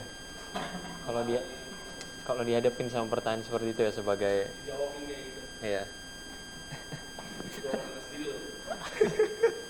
Oh ya, sebelum Matthew jawab, gini, saya mumpung tidak lupa. Tapi kemudian saya pun tidak alergi dengan seniman yang, saya punya banyak teman-teman seni, apalagi di UMN itu ada teman saya yang dia kalau ke kampus itu nyentrik sekali luar biasa.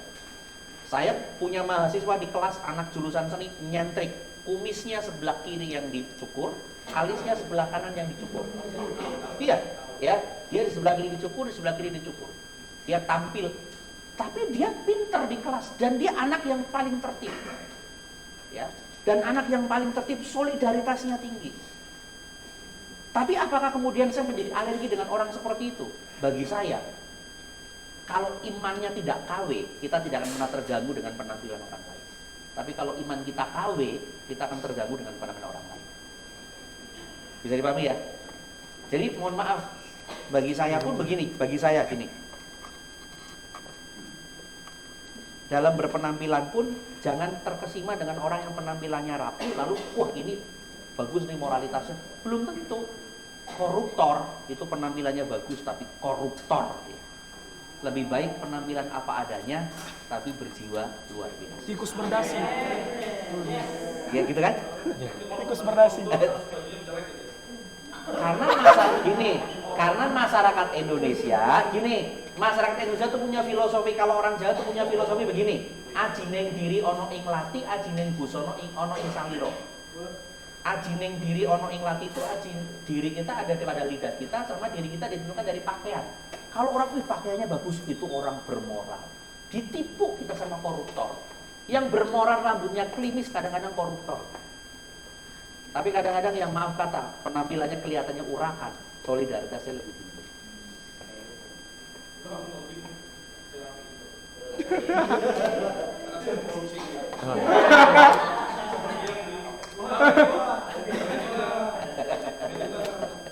Jebakan Spiderman ya. Jawabnya Jawabnya sudah terjawab. Terjawab.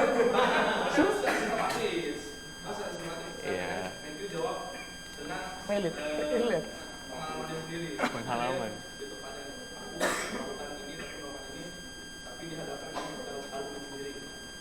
Ya itu balik lagi tadi kan kalau emang secara nilainya, secara moneter, secara baiknya memang harusnya tidak seperti itu. Tapi kalau misalkan memang ditembak dengan pertanyaan seperti itu ya nggak bisa menerima sih. Tapi Anda menyangkal diri sendiri berarti.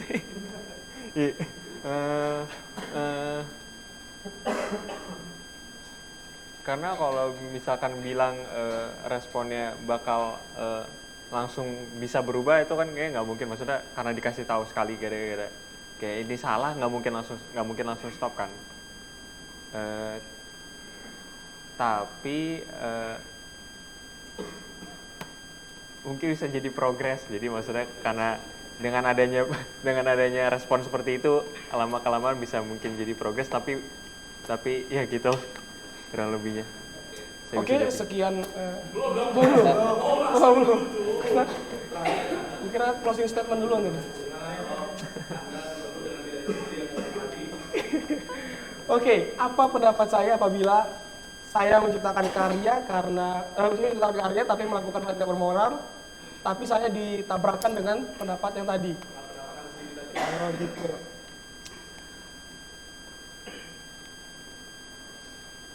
Mungkin ya karena saya seperti kita tahu juga tadi bahwa etika itu berpengaruh dari lingkungan juga. Jadi karena mungkin saya tidak mengalaminya mungkin yang seperti itu, karena untuk selama ini saya berkarya tidak sesuai dengan tidak melanggar norma itu. Jadi mungkin jika saya ditabrakkan dengan itu, mungkin saya bakal berubah ke arah yang sesuai dengan norma. Bisa jadi mungkin itu penyebab saya menciptakan karya untuk melanggar norma itu mungkin seperti terjadi karena hilaf.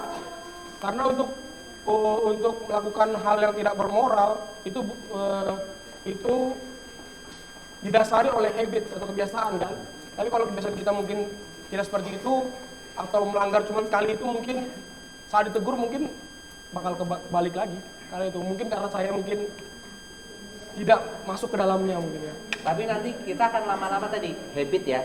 Lama-lama kita nanti ketika dihadapkan pada situasi yang mungkin berbeda dengan diri kita, awalnya kita akan canggung dan kita nggak siap untuk terima itu. Tapi lama-kelamaan nanti kita akan belajar. Contoh, di era-era saya masih kuliah, itu kan era-era musik dikuasai oleh Frankie Siombing. Di zaman saya kuliah. Frankie Siombing itu kan bertato kan. Dan itu pada waktu itu banyak orang juga mengecam dengan Frankie Siombing yang bertato, apalagi dengan gate ya, gereja tanpa tembok. Ya, gereja tanpa tembok. Saya kalau tidak salah 2 kali menjadi moderator pada saat Frankie Siombing seminar di gereja di mana saya melayani. Lagu-lagunya bagus, lagu-lagu yang misalnya berikan ku hati seperti hatimu gitu ya. Waktu dia nyanyi, dia bisa kemudian membuat orang larut di dalam suasana psikologis ya. Lalu lagu-lagunya juga bisa memberkati orang. Walaupun pada waktu itu terlepas dari kontroversi bahwa wah itu bertato, itu kayak gini, tapi karyanya itu bisa kita nikmati. Sekarang mungkin kita kemudian kecam dia karena maaf kata dia bercerai gitu kan. Tapi di satu sisi kita juga sebagai orang Kristen tidak lalu menjadi hakim yang merasa kita yang paling benar di dalam kehidupannya Frankie. Barangkali itu adalah salah satu kesalahan yang Frankie alami. Kita pun kan juga sebenarnya punya. Makanya wise itu penting sebenarnya dalam berseni. Wise itu adalah kata kunci dari etika sebenarnya. Jadi etika jangan dikapling-kaplingkan seperti hanya sekadar perilaku baik. Yesus sudah mengkritik itu loh. Tuhan, aku sudah bernubuat demi namamu, mengusir setan demi namamu. Tapi Tuhan katakan apa? Inyalah engkau pembuat kejahatan. Pertanyaannya adalah, perbuatannya bukannya perbuatan baik yang dia kerjakan. Tapi kenapa Tuhan katakan itu adalah kejahatan? Jadi kalau begitu, dosa itu bukan sekedar perbuatan baik. Dosa bukan sekedar perbuatan jahat. Perbuatan baik pun itu juga bisa masuk dalam kategori dosa. Maka kita sebagai orang-orang teologi bukan lalu kemudian kita menjadi mata hakim yang memutuskan kamu dosa, kamu sesat, saya nanti ketularan sama kamu gitu. Tidak, justru kita harus punya imunitas iman.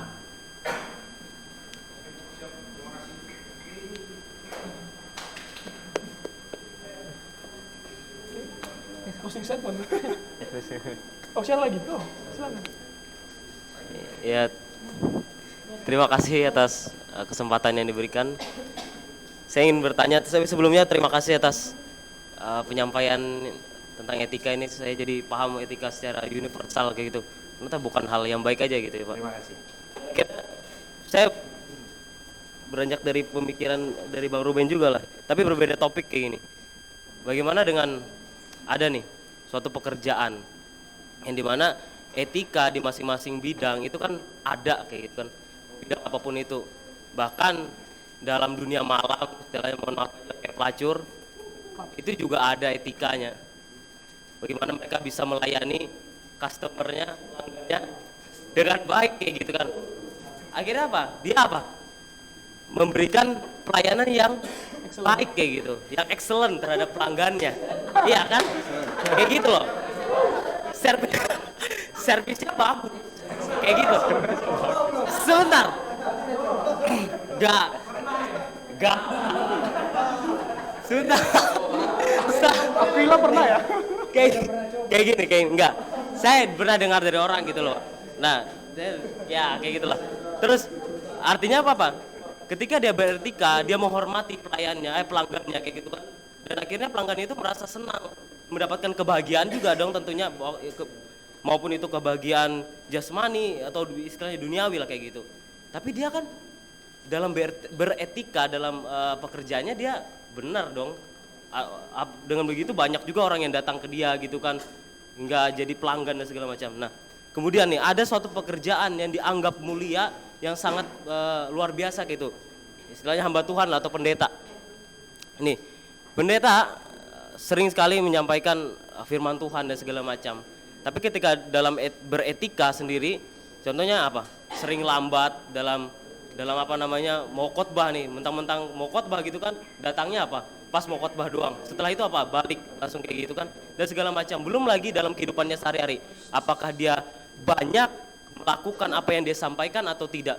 Sehingga hal-hal ini kan bisa saja membuat jemaat itu justru kok kayak gini ya, apa yang dia sampaikan gak sesuai dengan apa yang dia bilang. Jadinya akhirnya jadi batu sandungan.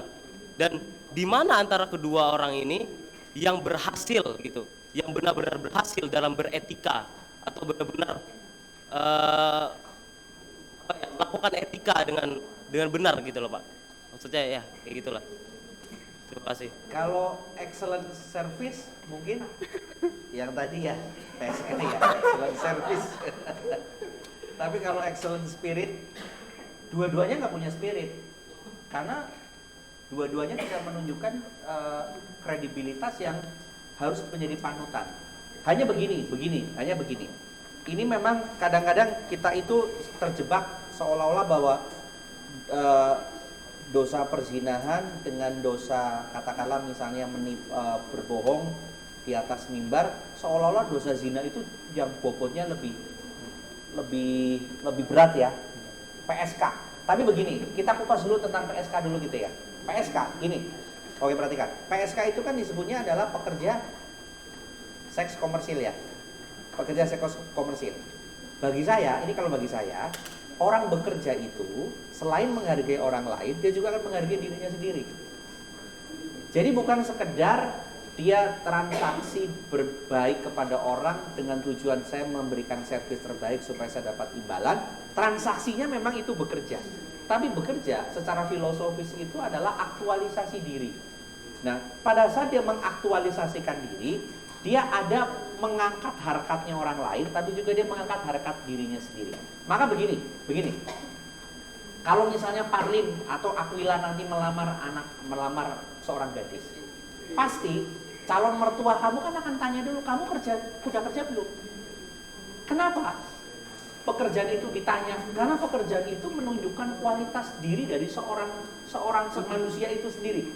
Jadi kalau misalnya PSK bagi saya PSK dalam secara kasat mata ada transaksi, dia bekerja. Tapi secara filosofis dia sudah membatalkan kerja itu sendiri. Karena kerja itu menghargai orang lain dan menghargai diri sendiri. Di dalam konsep PSK, dia tidak menghargai dirinya sendiri. Karena dia menjual dirinya untuk dinikmati oleh orang lain. Dan pada saat dia sedang menjual dirinya, itu bukan momen cinta yang dia dapatkan, itu momen nafsu. Cinta itu perlu komunikasi. Maka gini, kalau misalnya Anda nanti sudah suami istri, itu ketika Anda bersuami istri itu bukan tujuannya hanya untuk pelampiasan seksualitas saja, bukan. Ketika bersuami istri, seksualitas pun harus dikomunikasikan. Bukan sekedar gua mau. Itu kalau gua mau, yang istrinya 4, yang sebelah sono gitu ya, yang poligami. Kalau kita kan menganut monogami bukan untuk pelampiasan seksualitas. Seks itu adalah momen komunikasi, maka di dalam seks itu memandang prokreasi yang dipentingkan. Kalau PSK memandang seks bukan sebagai prokreasi tapi sebagai rekreasi. Waktu itu saya pernah lihat di televisi, di wawancara, perempuan bisa melayani dalam satu hari 11 pria, itu benar. 11 pria. Strong. Dia ditanya, menikmati tidak? Di waktu pertama menikmati, tapi setelah 5 ke atas nggak menikmati, yang penting gue dapat duit. Gue tinggal tiduran saja, orang yang menikmati. Dianya hanya mencari cuan, yang laki-lakinya mencari pelampiasan. Ini dua-duanya mencari tempat yang keliru. Dua-duanya menganggap seks itu sebagai rekreasi. Dua-duanya tidak bisa mensublimasi perasaan seksualitas menjadi proses kreatif. Ini kalau kita bicara seniman gitu ya, dia libidonya itu harus disublimasi supaya menjadi proses kreatif. Lalu kemudian untuk pendeta, bagaimana? Idealnya seorang hamba Tuhan tidak boleh terlambat, apalagi kalau dia menyampaikan firman. Kan tadi saya katakan, nilai itu, etika itu bukan diajarkan, tapi diteladankan. Makanya belajarlah seperti Paulus yang mengatakan ikutilah teladanku, bukan mengatakan ikutilah perintahku. Kenapa? Karena teladan itu jauh lebih efektif dibanding soal perintah. Hanya sayangnya di Indonesia, kenapa banyak pendeta datang terlambat, bukannya pendeta ya, bahkan penceramah juga ada ngomong, saya 1 hari bisa 7 ceramah nih, ini ceramah yang keempat. Kalau kalian tidak menghargai saya, pulang ke tempat ceramah yang berikutnya. Ada saya lihat kemarin dari yang saudara kita, sepupu yang mengatakan itu. Nah, tapi kenapa kalau pemimpin agama terlambat, jemaat memaklumi? Karena jemaat sudah memposisikan pendeta itu sudah mengalami transfigurasi, sudah berubah bentuk dari manusia biasa menjadi manusia setengah dewa. Jadi kalau pendeta salah pun akan dibenarkan, ya tidak? Ya. Kalau ada hamba Tuhan yang salah, kita akan mengatakan hamba Tuhan juga manusia. Kita memaklumi. Tapi coba, maaf kan, gini, ketika Anda di kelas, coba dengarkan nih, ketika Anda di kelas, seorang dosen bergelar doktor atau mungkin bergelar profesor ngomong sesuatu yang kira-kira bertolak belakang dengan Anda nggak percaya kan? Anda ngatakan, Pak, saya tidak setuju. Tapi Anda di gereja, pendeta mungkin tidak lulus S1, dia ngomong salah, Anda nggak berani. Kenapa? Karena di dalam gereja kita sudah memposisikan diri, ini tempat sakral, nggak boleh kritik. Dan sikap suasana seperti itu dimanfaatkan oleh oknum-oknum. Untuk apa? Ini ada gap pemahaman, ada celah, ceruk antara pemahaman si jemaat dengan pemahamannya saya. Saya manfaatkan untuk saya apa? Tidak menyiapkan khotbah dengan baik, saya datang dengan terlambat, semau saya sendiri. Kenapa? Nggak mungkin dikritik. Begitu. Aquila. Aquila saudaranya Ibu Ida Dayak. Oh iya. Benar. Penyembuhan Ibu Ida Dayak.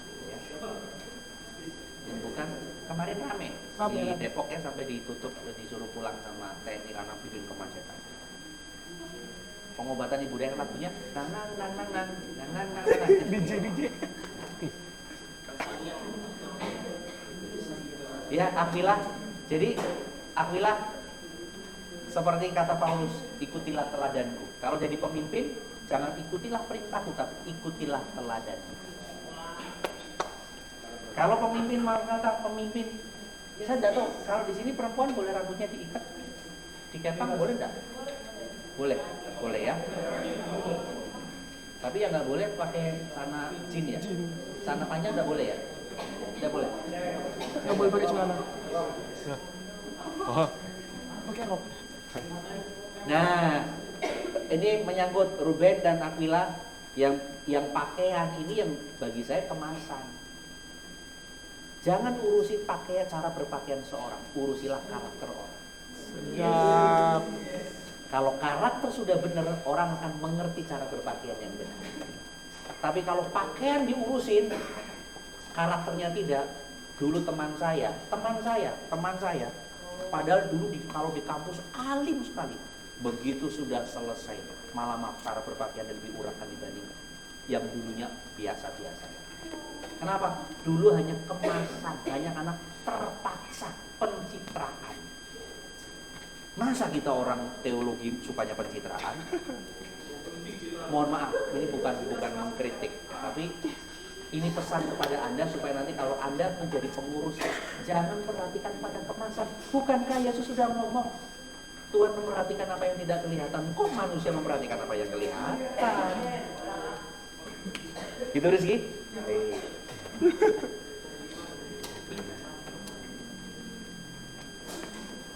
Oke lah, terima kasih lah. Closing statement kali ya. Oke, Kristen. Ya, oke. Ayo Matthew. Matthew cocok jadi moderator. Waduh. Di sini yang moderator ada 3 orang ya yang saya lihat. Matthew, Parlin, sama yang lain. Kalau Aquila bagus untuk bertanya, cuma saya belum tahu dia jadi moderator. Kalau Aquila dan Ruben ini tipe yang suka mencairkan, memanaskan suasana. Kalau suasana diam, mereka akan tampil dengan berita-berita yang kontroversial. Karena kami tak ada kabar yang tak kami katakan. Kalau Ruben akan mengupas setajam silet. Ya. Oke. Kalau saya lihat Rizky berapa kali penampilannya udah cocok jadi hamba Tuhan. GPI. Bapak gereja. Bapak gereja.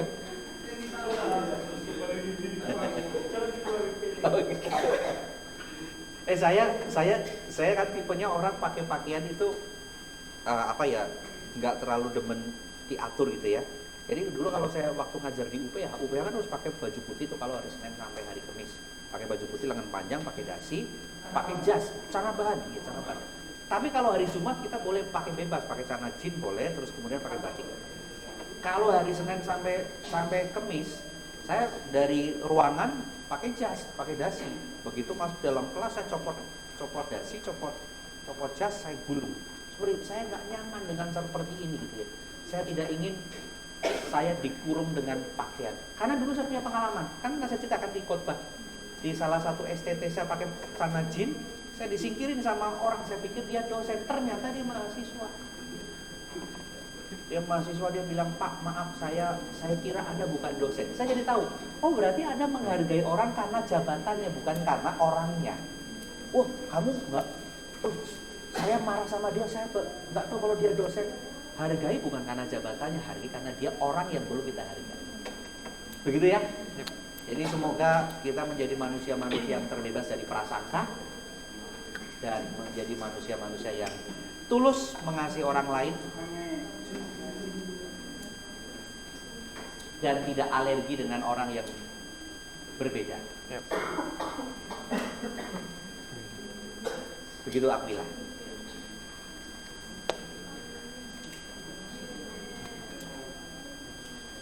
Nanti bisa diriset Aquila itu ibu Ida Dayak itu ya, proses penyembuhannya apa bisa dikaji dari perspektif teologis. Dia kalau tidak salah dapat mobil dari Pak Jokowi ya, ibu Dayak. Oke, terima kasih. Sekian mungkin kita sudah mendapatkan poin-poin penting dari betapa besarnya seseorang tokoh Aristoteles dan juga bahwa etika itu bersifatnya universal dan jadi biarlah semoga apa yang sudah dibicarakan pada hari ini dan dibahas bisa menjadi hal yang berguna untuk semuanya. Terima kasih. Merdeka. Mari.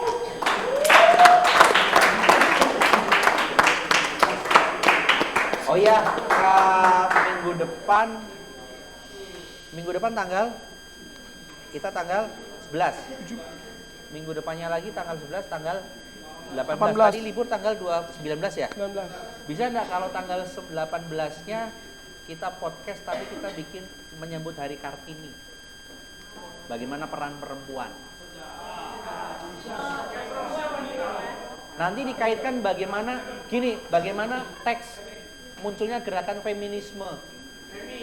Femi Pak.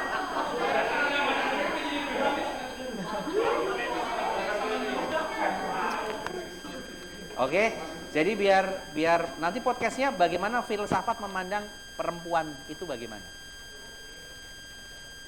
Oke, Tapi saya bersyukur walaupun maaf kata walaupun dengan diskusi seperti ini belum semua bisa memperhatikan ya, tapi minimal kan ada yang berani ngomong di depan.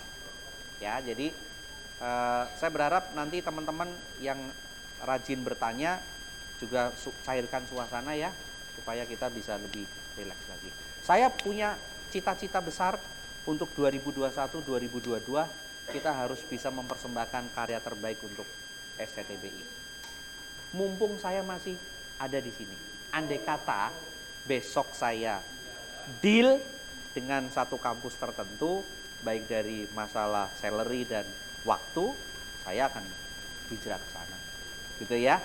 Besok jam 9.30 saya diminta untuk proses dengan wakil rektor 2. Wakil rektor 2 itu berarti kan bidang keuangan. Oke, terima kasih. Wabil taufiq wal hidayah. Wassalamualaikum wassalamualaikum. Benar, belum berdoa. Saron, mana Saron? Iya, Saron pimpin dalam doa. Terima kasih Matthew, David. Nanti itu dikirim ke dia dulu deh.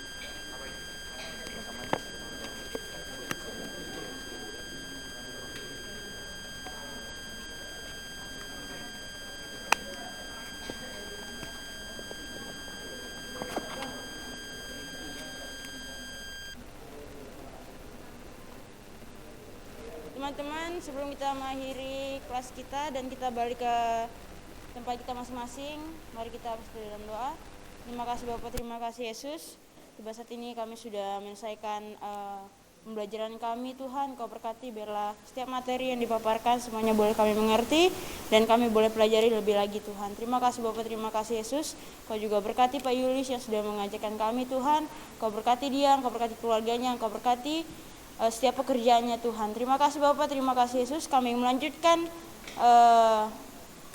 aktivitas kami selanjutnya. Biarlah Engkau yang sertai dari awal pertengahan hingga akhir, biar nama-Mu yang dimuliakan. Terima kasih Bapak.